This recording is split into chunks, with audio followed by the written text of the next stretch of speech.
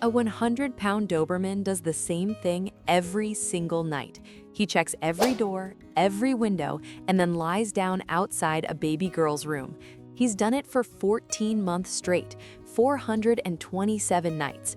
But what happened at 3:12 a.m. on a Sunday in March is the reason this family says they owe him everything. Not many people would leave a 100-pound Doberman alone with a baby. Ryan and Jessica Calloway did it every single day, and every single day their neighbors told them they were insane.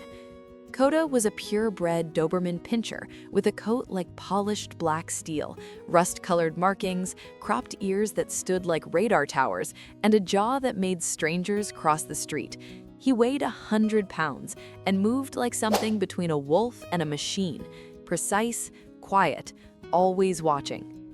Ryan had gotten Kota as a puppy from a retired canine trainer in Virginia. The original plan was personal protection, a dog that could guard the house, walk with Jessica at night, look intimidating enough to keep trouble away. And Kota delivered. He barked at every stranger who came to the door. He positioned himself between Jessica and anyone he didn't recognize.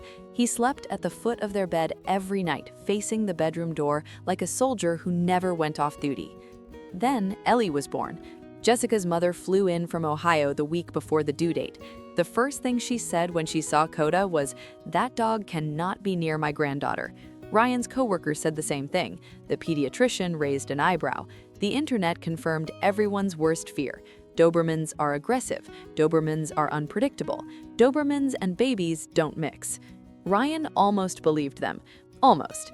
The day they brought Ellie home from the hospital, Ryan carried the car seat through the front door with one hand and held Kota's collar with the other. Jessica stood behind them, holding her breath. Kota didn't pull. He didn't bark.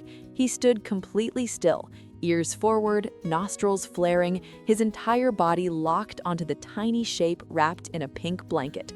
Ryan set the car seat on the living room floor. Kota walked over slowly. He sniffed the blanket. He sniffed Ellie's tiny hand. Then he did something Ryan had never seen him do in 3 years. He lay down beside the car seat, pressed his body against it, and let out a long, deep sigh, like he'd been waiting for this his entire life. From that moment, Kota treated Ellie like she was his assignment, not a pet project, not a curiosity, an assignment. It started with positioning. Wherever Ellie was, Kota was within 3 feet. If Jessica moved her to the nursery, Kota followed. If Ryan took her to the kitchen for a bottle, Kota relocated. Not running, not panicking, just repositioning, like his internal compass had permanently locked onto an 8-pound baby girl. Then came the monitoring. Kota could hear Ellie stir from any room in the house. The second she made a sound, his head would snap up.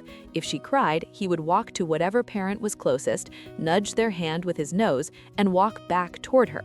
He did this at 2 a.m. He did this at 4 a.m. He did this every single night. Jessica's mother visited again when Ellie was 3 months old. She watched Kota lie beside the baby on a blanket on the floor. She watched Ellie grab his ear and pull. Kota didn't flinch. She watched Ellie smack his nose with a tiny fist.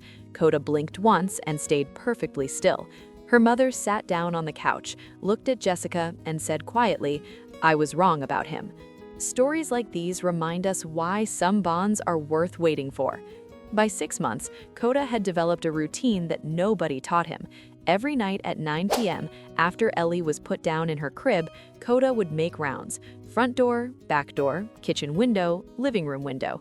Then he would walk to the nursery, lie down in the hallway outside her door, and stay there until morning, every single night. Ryan set up a camera once just to check. Kota didn't move, not once. 7 hours in the same spot, facing the hallway, ears rotating at every sound. I see you're still watching, but you haven't subscribed yet. That stings a little. Hit subscribe. You're gonna want to hear what happened next. When Ellie started crawling at 8 months, Kota adapted.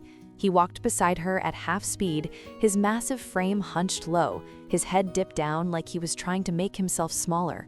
If she crawled toward the kitchen, Kota would circle ahead and block the doorway with his body.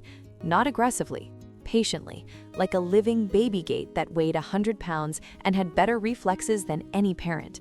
If she changed direction, he changed direction. If she stopped, he stopped. Jessica once watched from the hallway as Ellie crawled in circles around the coffee table for 15 minutes straight. Cota followed every single turn without ever stepping in front of her. Ryan posted one video online. Ellie sitting in her little chair, her tiny hand resting on Cota's back, both of them staring at the camera with the same serious expression. The caption was simple: she thinks he's her bodyguard, he thinks she's his mission. It was shared thousands of times. The comments were split down the middle.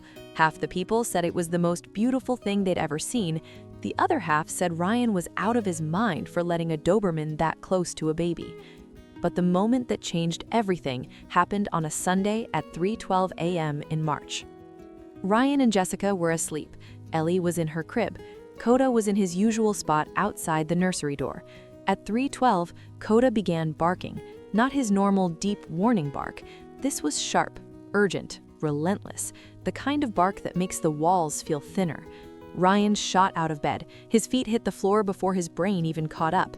He ran down the hallway and found Cota standing rigid in the nursery doorway, every muscle locked, barking directly at the crib.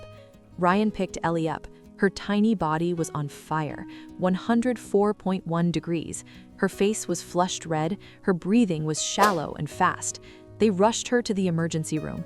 The doctors said it was a severe ear infection that had spiked into a dangerous fever. They said if they had waited until morning, the outcome could have been very different. Cota had known. Before the thermometer, before the monitors, before the parents, he had sensed something in that room, a change in her breathing, a shift in her temperature, something no human ear could have caught. And he did the only thing he knew how to do. He sounded the alarm. When they came home the next morning, Ryan sat on the kitchen floor with Cota. He held that sharp, angular head in both hands, looked into those dark brown eyes, and said 2 words: "Thank you." Jessica watched from the doorway. It was the first time she'd seen Ryan cry since Ellie was born. Today, Ellie is 14 months old. Cota is 4. She pulls his ears, she grabs his lips, she tries to ride him like a horse and use his tail as a handle. Cota doesn't flinch. He just sits there, 100 pounds of patience, discipline, and a love so fierce it kept a baby safe 427 nights in a row. When strangers see Cota on the street and step back, Ryan just smiles. That dog isn't what they think. He's not aggressive, he's not dangerous, he's not a monster. He's a guardian, and his mission has blue eyes, chubby cheeks, and fits perfectly against his chest.